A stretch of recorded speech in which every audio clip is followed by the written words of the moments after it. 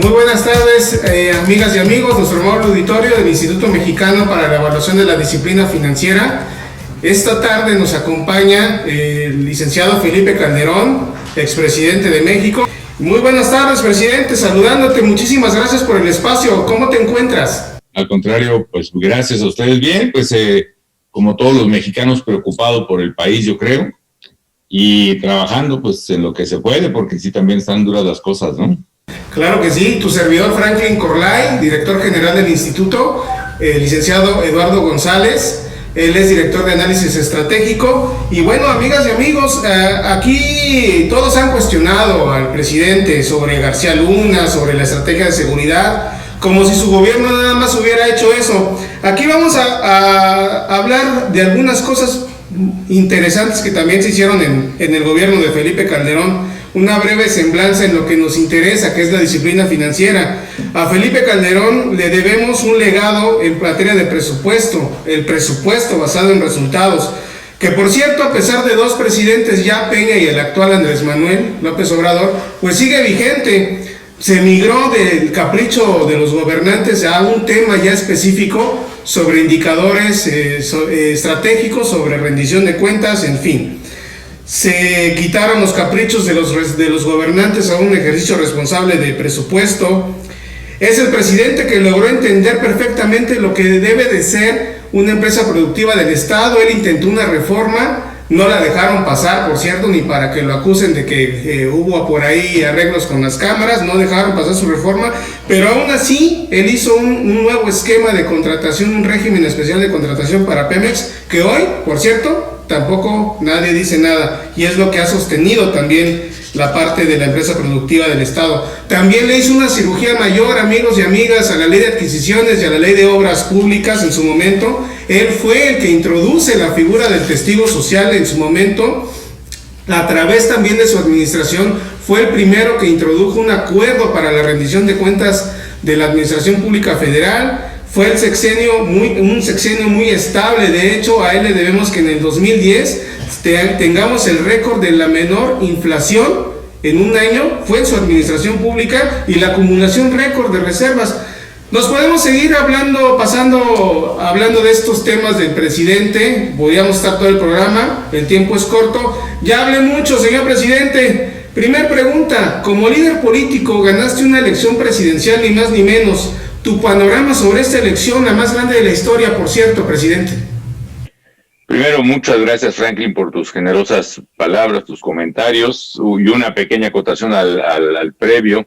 Independientemente de los señalamientos que se pueden hacer a cualquiera de mis colaboradores, yo creo que también en materia de seguridad pública hicimos realmente un esfuerzo que no se había hecho mucho tiempo y que no se ha vuelto a hacer para combatir a la delincuencia y para combatir precisamente y para crear nuevas instituciones de seguridad y justicia que serían la solución para el país, incluyendo una nueva Policía Federal que era confiable y que desgraciadamente al abandonarse sus esfuerzos, pues nuevamente se precipitó el tema de inseguridad en México. Pero cerrando esa puntualización, yo veo muy complicada la elección, Franklin, muy preocupante, porque el fenómeno de fondo que está pasando en México es la acumulación del poder en un solo hombre.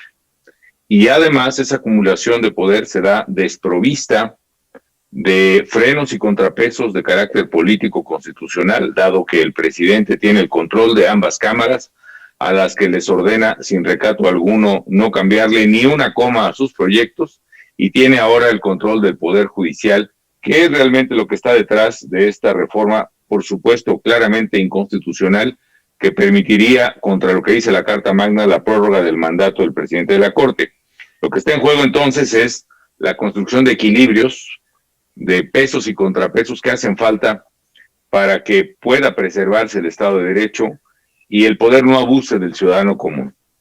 Y lo que veo en la elección es que a la fecha todavía el pronóstico más socorrido, más común, es que se generará una mayoría absoluta en favor de Morena, el partido del presidente, y quizá una mayoría constitucional, es decir, una mayoría de 2/3 partes capaz de modificar la constitución política de los Estados Unidos mexicanos con la suma de sus aliados. Sin embargo, las campañas van evolucionando, los acontecimientos recientes, señaladamente el accidente fatal, trágico del metro de la Ciudad de México, que pone a relieve, pues en el mejor de los casos, ineptitud, si no es que corrupción y otros factores, que no puede ser atribuido a nadie más, porque ustedes saben que el villano favorito de los problemas del país es su servidor, ¿no? En opinión del presidente, todos los problemas de México a la fecha se deben a mí, y todos los que puedan ocurrir aquí en adelante también. Pero ese del metro, pues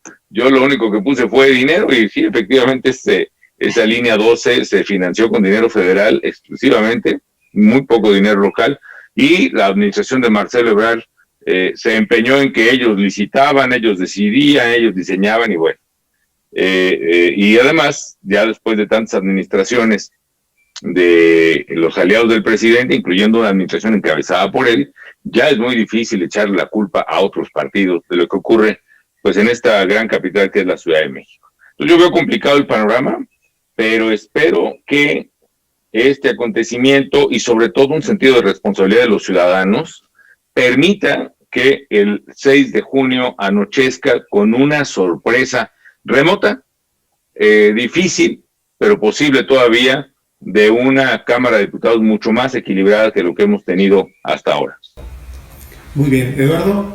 Gracias, Frank. Gracias, señor presidente. Ahorita en el contexto de la elección, usted mencionaba ciertas violaciones a un documento súper importante.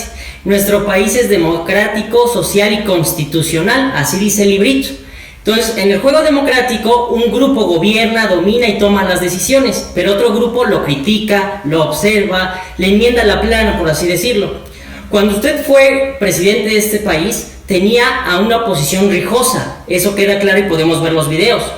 ¿Dónde está la oposición el día de hoy y qué está haciendo la oposición, del partido que sea, pero que no sean del partido en el poder? ¿Qué está sucediendo? ¿Dónde están los actores políticos, los académicos, los críticos y los que están en la boleta para esta próxima elección más grande del país? ¿Qué están haciendo para que la democracia y las reglas del juego se respeten y hay un equilibrio en el ejercicio del poder? Una pregunta muy pertinente, la verdad es la gran pregunta que el país tiene que hacerse. Y no se ha perfilado, por desgracia, una oposición que sea capaz de abanderar las causas y sentimientos ciudadanos y de equilibrar el poder desde la política, que es la forma correcta y, como bien dices, constitucional de equilibrar el poder. Y no es capaz de aparecer abanderando a los ciudadanos, porque, desgraciadamente, y lo digo incluso con pesar, respecto del que fue mi propio partido durante prácticamente toda mi vida, el PAN y otros partidos, se alejaron de los ciudadanos, cerraron las puertas a los ciudadanos cuando el propio acceso al poder, el acceso a presupuestos, el acceso a cargos públicos, transformó esa brega de eternidad que fue, por ejemplo, la lucha que yo aprendí de niño en Michoacán por tener un país democrático y mejor, se convierte ya en un apetitoso reparto de presupuestos y posiciones. Los partidos, insisto, incluyendo el que era mío, cierran sus puertas a los ciudadanos, no hay participación política y se empieza a abrir esa brecha enorme entre ciudadanía y política. Yo recuerdo frecuentemente que ciudadanía y política, ciudadano y político son palabras, son sinónimos. Es decir, tienen raíz etimológica de lengua distinta, pero significan igual. Ciudadanía viene de civitas, que es una palabra latina que significa ciudad, y política y político vienen de polis, que es una palabra griega en este caso, que también significa ciudad. Entonces, ese ensamble de ciudadanía y política, de ciudadanos políticos, de políticos ciudadanos, se perdió en México, y esta brecha, esta separación, esta dislexia, es lo que tiene postrada a la representación ciudadana que debiera estar configurada en los partidos. Y eso lleva pues a una serie de problemas y deficiencias. Ahora, hay voces críticas, sí las hay, pero todas las voces que somos o hemos sido críticas de este gobierno hemos sido de alguna manera perseguidas, con cierto además descaro, ¿no? El uso, por ejemplo, de carpetas de investigación penal, sin ir más lejos, la que hoy es noticia contra los punteros, candidatos opositores punteros en el estado de Nuevo León, pero en materia todos los días el golpe mediático inclemente desde la cumbre del poder político tan concentrado como no se había visto en medio siglo en México contra los llamados intelectuales, contra o Enrique Krause o Aguilar Camín, contra periodistas, colegas, en fin, de ustedes de muchos, por ejemplo, el programa o la serie nueva vaya, este proyecto llamado Latinos, que encabeza el periodista Loret de Mola, que ha sido inclemente el gobierno en su crítica, la búsqueda o la utilización del aparato que debiera dedicarse para encontrar redes criminales financieras de los delincuentes, se usa para perseguir periodistas, el caso de su colega ahí mismo, Broso, hay voces críticas que son atacadas desde el poder, incluso llegando hasta la utilización de la justicia, desgraciadamente. Eso no debiera menguar el esfuerzo por señalar el valor, por criticar, cuestionar, con responsabilidad, además, yo en eso coincido, no debe recurrirse a la mentira, ni siquiera hace falta. Son evidentes las fallas en varias materias, en seguridad, en economía, en medio ambiente, ahora en infraestructura, por ejemplo, que no se requeriría ni siquiera falsear nada, simplemente ordenar sistemáticamente un mensaje que pudiera llegar a los ciudadanos. No lo hay en gran parte por lo que tú preguntabas y comentaba al inicio de esta respuesta, porque los partidos políticos están desarticulados de su conexión ciudadana y no han sido capaces tampoco de desarrollar una estrategia mediática acorde con las necesidades de equilibrio en el país. Muy bien, presidente, muchas gracias. Y hablando de algunos logros en tu administración, primero fue un eslogan, vivir mejor, y luego se convirtió en una auténtica política pública de desarrollo. En el caso de oportunidades, se lograron muchos apoyos a la gente en esos años. ¿Qué opinas sobre darle a la gente en tu gobierno y que hoy se lo quitan? Y ejemplos hay muchos, desde un seguro popular, estancias infantiles, comedores comunitarios, medicamentos, en fin. ¿Cuál es tu percepción a esto? Bueno, es algo terrible. Mira, Franklin, incluso a pesar de que durante mi gobierno nos cayó la que hasta entonces era la peor crisis financiera de la historia moderna de la humanidad, ¿no? Además, una pandemia no tan grave en el virus, pero también con efectos devastadores de menor plazo, pues, pero sobre todo la recesión mundial de 2008-2009, que fue la mayor crisis ahora desde casi un siglo. Sin embargo, entre la administración del presidente Fox y la de un servidor, la pobreza en México, la pobreza extrema se redujo en 25%, en una cuarta parte. Los programas públicos, por ejemplo, en aquel tiempo, pues, oportunidades, luego se convirtió a Progreso, en fin, fueron programas que alcanzaron casi a la tercera parte de la población. El propio programa de pago de adultos mayores se inició en mi administración, el llamado 70 y más, por ejemplo, por lo cual no me opongo a ese programa. Lo que me opongo es que se tomen decisiones de incrementos o expansiones que no están correspondidas con equilibrios en las finanzas públicas que ustedes dominan perfectamente, ¿no? Ese es el problema. Sin embargo, ahora se quitan esos programas. En el caso de oportunidades, que luego fue Prospera, Progresa, hay muchas familias muy pobres, sobre todo en comunidades indígenas, que les quitan el programa y nunca les llegan los nuevos programas, salvo el de adultos mayores quizá, porque no hay reglas de operación, no hay transparencia en su aplicación, son cantidades multimillonarias y es inevitable que haya en la opacidad posibilidades de corrupción, e incluso creo en contra de la voluntad del propio presidente de la República.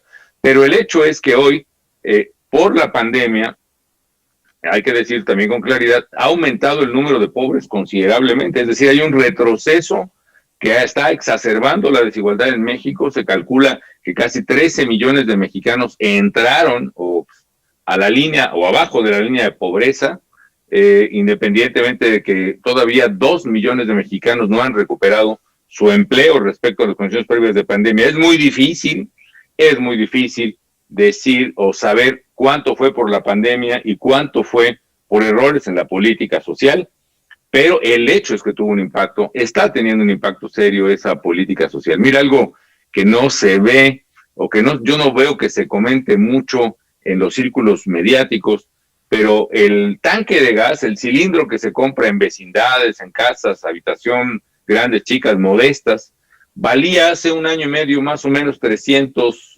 pesos, 348 pesos, por ahí andaba una cifra el otro día, y ahorita anda alrededor de 600 pesos, y en algunos lugares están vendiendo a 1,000 pesos el cilindro. Y eso implica un impacto brutal en el ingreso de la gente, independientemente de que se pretenda con otros programas compensar eso. Muchas veces, por ejemplo, las becas que se otorgan a los muchachos que no estudian y que no trabajan, independientemente de cómo les quiera llamar, esas becas no llegan a los padres de familia, no llegan al ingreso del hogar, llegan a lo que llaman los economistas la curva de preferencia del beneficiario. Si el muchacho se lo quiere dar a su mamá para apoyar la compra del cilindro de gas bien, pero se lo quiere tomar, se lo toma. Y si se lo quiere echar una fiesta, lo hace. Entonces, independientemente, insisto, de la falta de transparencia que evita que esos programas compensen la caída del ingreso que está viviendo en México. Entonces me preocupa porque las cifras de pobreza, en mi consideración, van a seguir aumentando, y además yo creo que no hay mejor instrumento para combatir la pobreza que generar empleos, que la gente tenga un ingreso estable derivado de un trabajo digno, y eso tampoco está ocurriendo. También estamos observando fuga de capital, o si se quiere decir, salida de capitales de México, en lugar de entradas masivas, como llegó a haber efectivamente en la primera década, a invertir en México, a invertir en el campo, a invertir en una fábrica, a invertir en un centro comercial, a invertir en una armadora automotriz. Eso ya no se está viendo, y eso va a repercutir en agravamiento de la pobreza y en algo que ya también estamos viendo. Ustedes observan el flujo de mexicanos hacia Estados Unidos. Durante 10 años, a partir de 2010 hasta 2020, el flujo de mexicanos había sido negativo, es decir, regresaban más paisanos de los que iban. Hoy, en 2021, parte de 2020, ya están volviendo a salir más mexicanos a buscar trabajo, a jugársela en Estados Unidos, de los que regresaban. Ya no son solo centroamericanos, y es un reflejo de la situación que se está viviendo. Sí, pareciera también que es un logro del gobierno federal. Ahora resulta que las remesas, el incremento de remesas lo ven como un logro, ¿no? Que yo creo que... Sí, increíble. No es cierto, ¿no? Y hay que decirlo que primero es el logro de la gente que tuvo que irse porque no tuvo oportunidades en México y que le da un esfuerzo y lo comparte con su familia aquí. Pero también hay otra cosa, amigos. El programa del presidente Biden e incluso del presidente Trump, que reparten ahorita más de casi $2,000, un poquito menos cada bimestre, pues es mucho, es dinero que el migrante reserva parte de ese dinero que no esperaba y lo envía a México.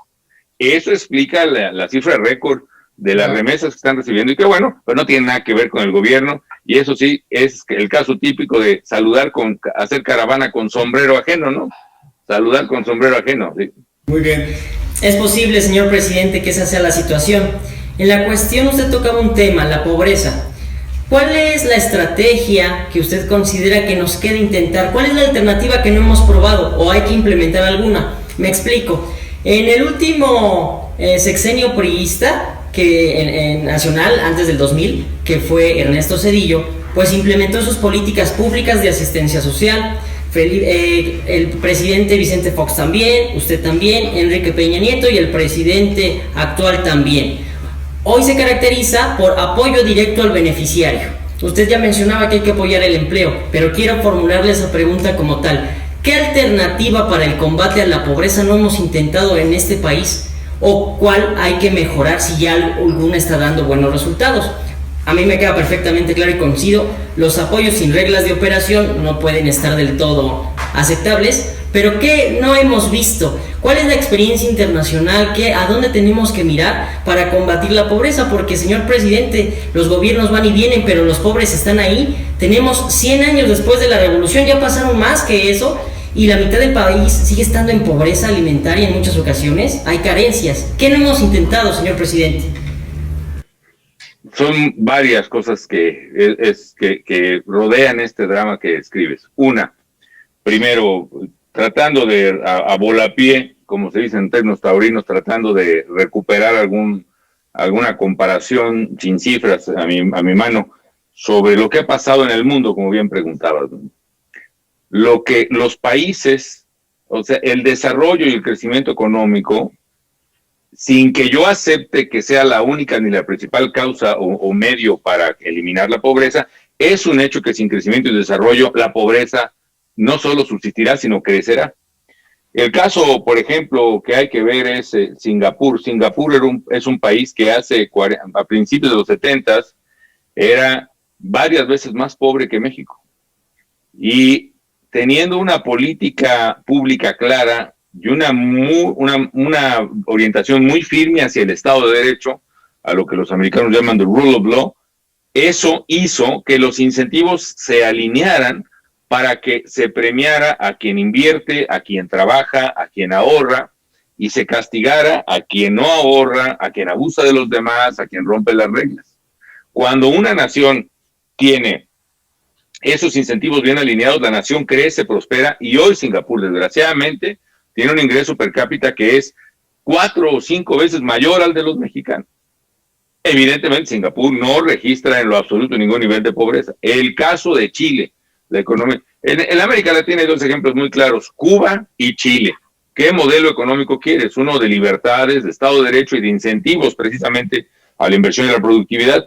Chile estaba antes de la pandemia a punto de salir de categoría de país subdesarrollado con un ingreso per cápita de casi $28,000. México no hemos podido pasar del 10,000, digamos, y menos ahora con esta crisis, pero o el de Cuba o el de Venezuela, que son regímenes económicos centralistas controlados por el gobierno que no toleran libertades, que no premian el trabajo, que no premian el impulso empresarial, por ejemplo, lo castigan, y eso destruye las economías. Entonces, primer punto, el crecimiento, eso es lo que no hemos ensayado, yo diría, en términos de país, porque se dice a los gobiernos neoliberales, no es cierto, porque lo que se puso a hacer desde el presidente de la Madrid apenas es ir quitando algunas barreras, algunos monopolios del gobierno, pero esos elefantes blancos, los que subsisten y que se están chupando literalmente, incluso los impuestos de ahora como Pemex, estamos trabajando para Pemex en lugar de ser al revés, siguen ahí centralizados por el gobierno en políticas públicas que no funcionan. En fin, segundo, lo que genera desigualdad y pobreza es sobre todo los eventos catastróficos que empobrecen más a la gente, que son, por ejemplo, los eventos catastróficos en materia de salud. Si un niño pobre se enferma, la familia tiene que sacrificar lo poquitito que tiene, matar los marranitos que tenía, y peor aún, ir con el usurero de la colonia a pedirle dinero a tasas de interés muy altas, lo cual la familia se va a condenar. En un país donde hay oportunidad, por ejemplo, de servicios de salud, o un niño con ingresos, pues no se empobrece la familia, tienen resuelto ese tema. Lo que buscaba el Seguro Popular era eso, evitar el riesgo catastrófico de empobrecimiento para que cualquiera tuviera la oportunidad de tener acceso a médico, tratamiento, medicinas. Es verdaderamente criminal el haber quitado el Seguro Popular sin haberlo sustituido con algo eficaz, y las consecuencias están en esos niños con cáncer, por ejemplo, que no tienen tratamiento y medicinas y que se están muriendo. Entonces, igualar las oportunidades de salud de calidad y de educación de calidad, que creo que en este tema ni yo ni ningún otro presidente hemos podido dar la vuelta, y ahora vamos a toda velocidad, pero en sentido contrario. No se está impartiendo en México educación de calidad, y eso exacerba la pobreza, porque el niño que tiene dinero por su familia podrá ir a una buena escuela y luego podrá ir a una universidad muy reputada, que sea al TEC de Monterrey o al ITAM o a la, no sé, X universidades, y eso implica que tenga una oportunidad de trabajo enorme, bien pagado. En cambio, el muchacho que va a la escuela rural y que el maestro no va, o que el maestro no sabe bien leer ni escribir, porque tuvo el pase automático de la normal a su plaza de maestro, pues eso va a empobrecer más a ese muchacho y va a repetir la pobreza. Finalmente, entonces, yo diría, programas de transferencia directa condicionada, lo que era la lógica de oportunidades y luego prospera, es decir, te doy un apoyo, madre de familia, pero lleva a tu niño al médico, te doy un apoyo, pero lleva al niño a la escuela. Eso ayuda, la programa de adultos mayores ayuda, pero no soluciona. Se necesita crecimiento y empleo. Y un último punto, o sea, se requiere ingreso, transferencia, sí, pero también igualación de oportunidades de educación y servicios de salud de calidad, y yo diría infraestructura de calidad, movilidad de calidad, etcétera. Finalmente, un tema que en México puede ser distinto. Yo pienso que hubo factores de política pública como el reparto agrario, que con toda la mejor intención mandó a mucha gente muy pobre a habitar comunidades muy pequeñas y dispersas. Es decir, reparte tierra en una zona muy lejana, a veces en desiertos, como en Baja California Sur, a veces en la selva, que es lo que ocurrió en Chiapas, por ejemplo, donde la pobreza se exacerba también, porque no hay manera de tener ingreso, y donde es imposible llevar servicios públicos. Un niño que está metido en esa comunidad apartada, pues no puede ir a la escuela porque no hay escuela, ni se le puede meter agua a esa comunidad porque es costosísimo. Yo cuando fui candidato a gobernador de Michoacán, allá en un muy lejano 1995, recuerdo más o menos el dato, había casi 10,000 comunidades en Michoacán con menos de 500 habitantes. ¿Qué puedes hacer con una comunidad apartada? Ese factor de dispersión poblacional es un factor que ha sido estructural barrera para combatir la pobreza y que ha generado migración a las ciudades y a Estados Unidos, y que no se puede resolver si no hay políticas de densificación ordenada, no el caos que hemos tenido en todo el país, de las ciudades donde se pueden proveer mejores servicios. Pero bueno, esto da para una conversación apasionada de días y días, y quizás serían las respuestas que a mí se me ocurren ahora. Gracias. Muy bien, presidente, las mañaneras, las declaraciones sobre los logros del gobierno, adelantar los importes de los programas sociales justo en esta época, ¿a qué sabe eso, presidente? Bueno, hay una intervención electoral clara del presidente en el proceso electoral, que es, vamos a decirlo entonces como acción contra el espíritu de la ley, ¿no? Es decir, no me toca a mí declarar legal o ilegal, yo tengo mi opinión, pero pues no se vale, pues, ¿no? Yo creo que la crítica que él mismo hizo a la elección de 2006, que gané además limpiamente, si había una crítica que el Tribunal Electoral consideró atendible, era la intervención entonces del presidente Fox en el proceso. Yo no digo que haya ayudado mucho, simplemente que de repente hacía declaraciones que se entendían como de intervención. La paradoja es que se reforma toda la ley electoral para inhibir al presidente de participar electoralmente. Yo recuerdo que pues sí me desesperaba mucho que tenía índices relativamente favorables de aprobación. Yo cerré la administración con un 68% de aprobación. A estas alturas del sexenio, con todo y crisis, tenía más aprobación que el actual presidente, por ejemplo, pero no intervine, respeté la Constitución y la ley en los procesos, y no hubo manera de transferirle apoyo o simpatía presidencial al partido, entonces en el gobierno que era el PAN, y yo creo que era lo correcto. Pero ahora sí creo que hay una intervención muy abierta, hay reparto de los programas sociales, pues no veo por razón porque se anticipen, están calendarizados y se entregan los de septiembre en septiembre y se acabó.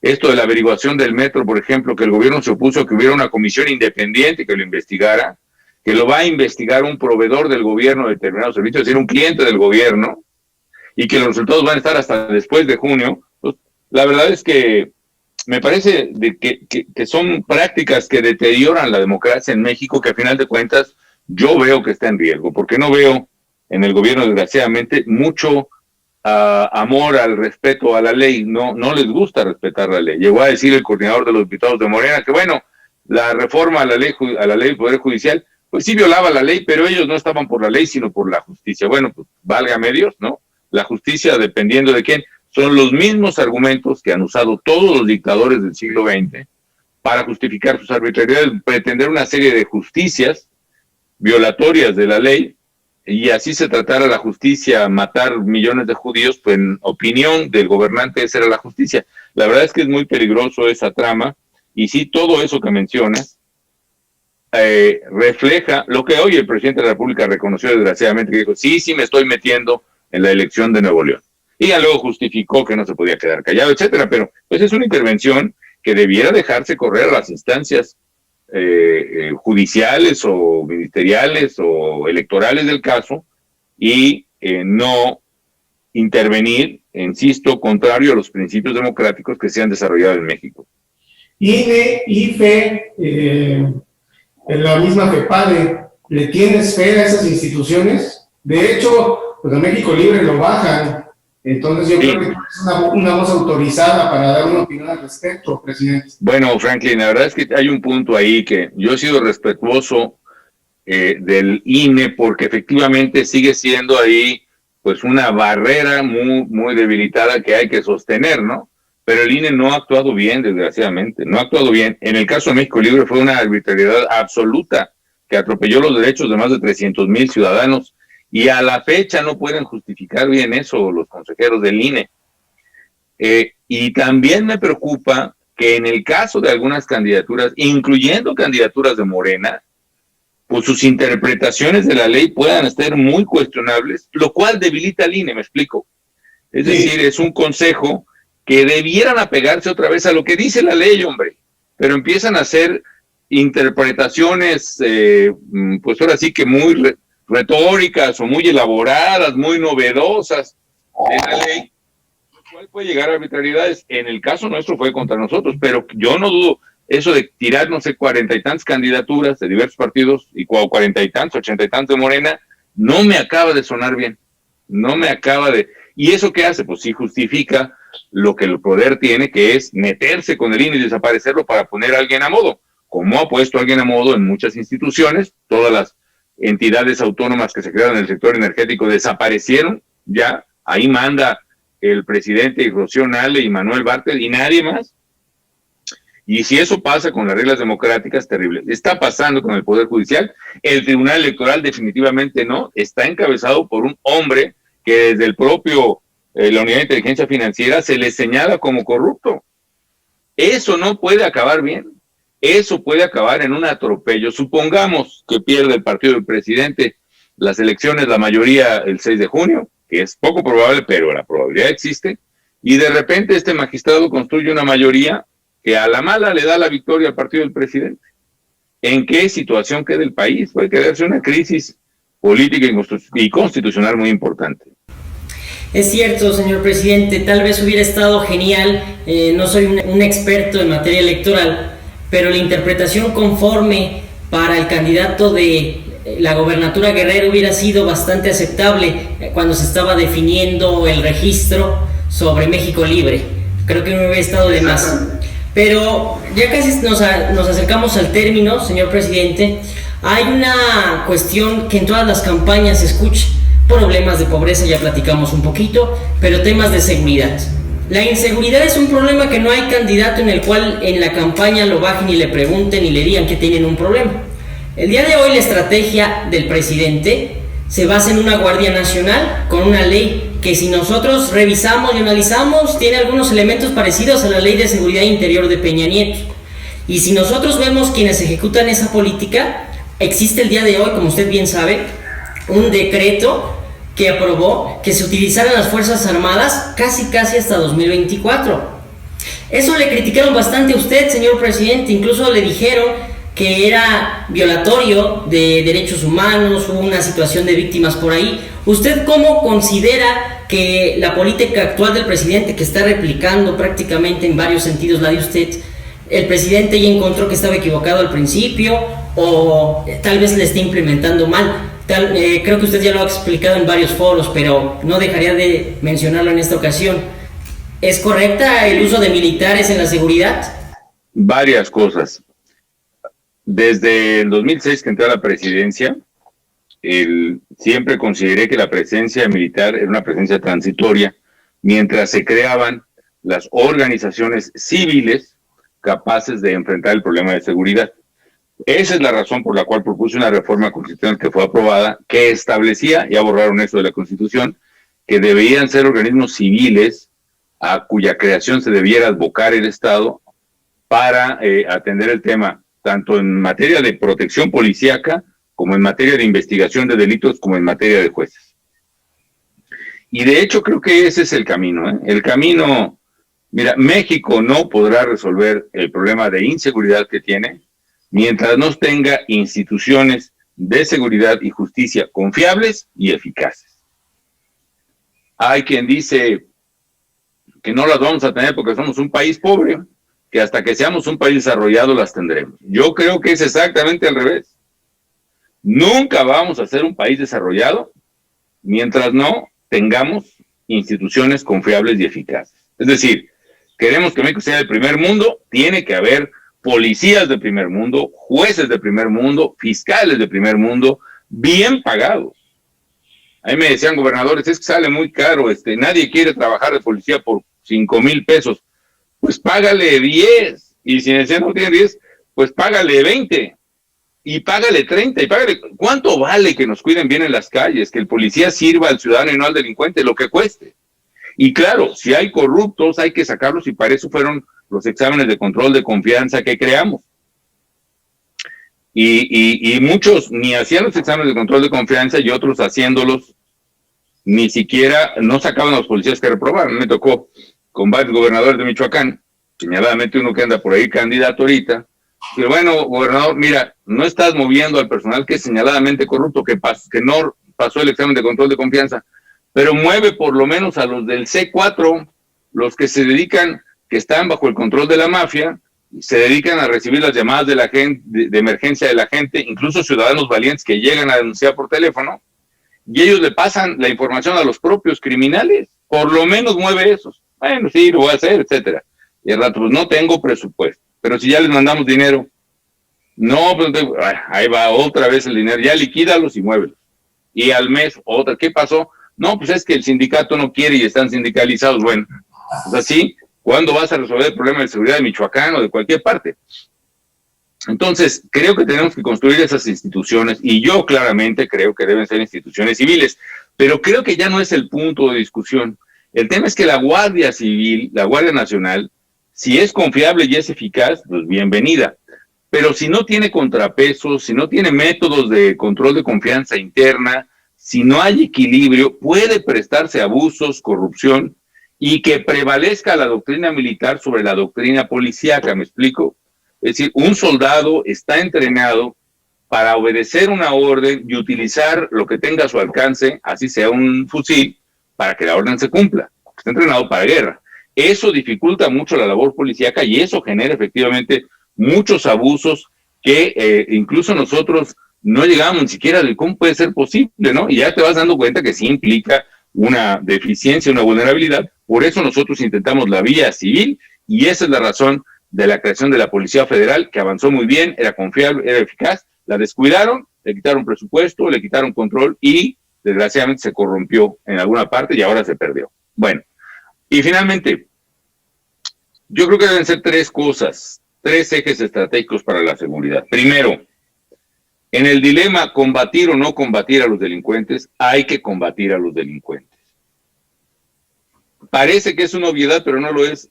Creo que la estrategia del gobierno hoy es no combatir a los delincuentes, no combatirlos. Y no me refiero a esa frase de los abrazos y no balazos, que sí se dijo y sí fue eslogan de campaña. Incluso otra vez, yendo al tema de Aguililla hace poco, le preguntan al presidente, oiga, va a mandar las fuerzas federales ahí a Aguililla, que están tomadas por criminales, ya no sé si son los verdes o los rojos o los chocolates, pero ahí están, ¿no? Y dijo, no, yo creo que todo se resuelve con el diálogo. Con todo respeto para el presidente, esto no se resuelve con el diálogo. Esto se resuelve con autoridad, con orden y con fuerza pública, porque no puedes permitir que alguien que no sea el Estado mexicano tenga el control de una sola calle del Estado mexicano. De hecho, el tema de la estrategia de seguridad no era ni siquiera fue el punto focal las drogas, era el dominio territorial de los criminales, que una vez que dominan territorialmente, hacen lo que el gobierno hace, que es cobrar impuestos. Los cobran cuotas, derecho de piso, extorsionan, secuestran y hacen un infierno de la vida de los ciudadanos. Por eso el Estado no puede abandonar ni un milímetro del territorio nacional a la suerte de los delincuentes. Aquí un eje estratégico es, primero, combatir a los delincuentes, y aquí se ha tomado la decisión de no combatirlos.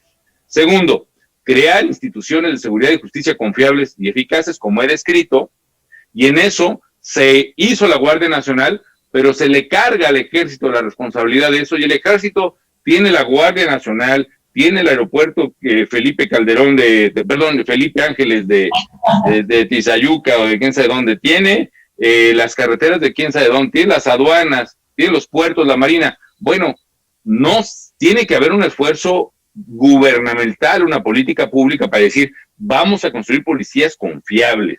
¿Qué significa eso? Que haya, pues no sé, un policía por cada 300 o por cada 200 habitantes, que ese policía esté bien pagado, que tenga carrera policial, que tenga protegida a su familia, que no se vaya a vender a los criminales, sino que, en fin, todo eso no se está diseñando. Los ministerios públicos. Hay ministerios públicos, aquí en la Ciudad de México, por ejemplo, que parecen todavía película de Pedro Infante, ¿no? En blanco y negro, los mismos escritorios, ¿no? los mismos locales, viejos totalmente, turnos de 24 por 24 que son inhumanos y que no funcionan, finalmente los jueces. Y el tercero, que sí hace los programas sociales del presidente, tiene esa visión, yo creo, sí es construir tejido social y apoyar a la gente, es decir, minimizar las tentaciones, a las posibilidades de que los muchachos entren a la delincuencia, pues otra vez a través de oportunidades educativas, deportivas, de salud, de trabajo, etcétera, que es donde tendría que enfocarse una parte del gobierno. Pero ojo, si tú fallas en uno de estos tres, no funciona. Si empiezas a tener policía, en este caso Guardia Nacional, pero a la vez das la orden de no combatir, pues no funciona. Si dices combatan a la delincuencia, pero no tienes policías confiables, no funciona. Estás en una carrera donde tienes los brazos amarrados. Y si tratas de imponer el orden sin darle alternativas sociales a la gente, tampoco funciona. Tienen que ser los tres factores para empezar a remediar este tema, que sí, creo que después de la pandemia es el tema estructural más importante o el obstáculo más grande para el desarrollo de México, diría yo. Muy bien, presidente, estamos llegando al final del programa. Te agradeceríamos un mensaje a México, presidente, que creo que hoy hace mucha falta.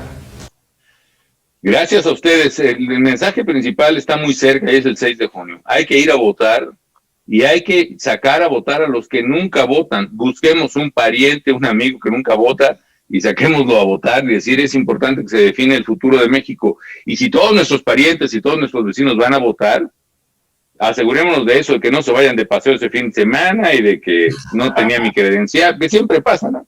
Y finalmente, si eso no es suficiente, hay que ir a una colonia, a un ejido, a hablar con la gente, a entender por qué apoyan a Morena, a hacerles ver los peligros, a entender sus razones también.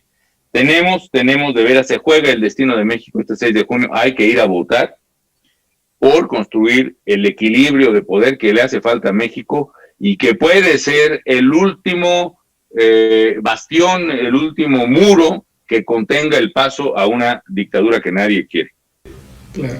Muchísimas gracias, Eduardo, para finalizar. Gracias por su tiempo, señor expresidente Calderón, un gusto platicar con usted, ojalá lo tengamos en otra ocasión para temas así. La finalidad de esto es que con los que tomaron ya decisiones en el pasado, buenas o malas, criticables o aceptables, pues vengan y nos digan cómo mejorar. Agradezco su tiempo, creo que fue bastante satisfactorio, un placer. Esperamos gracias, el programa, gracias. Presidente, muchísimas gracias, presidente. Te enviamos un saludo, un abrazo. Veo a Felipe Calderón de regreso, eso nos da mucho gusto. Esperamos verte pronto y sobre todo con mucho más activismo como el que estás haciendo. Muchísimas gracias, presidente, por tu tiempo y por tus palabras. Gracias a ustedes, buenas tardes. Buenas tardes.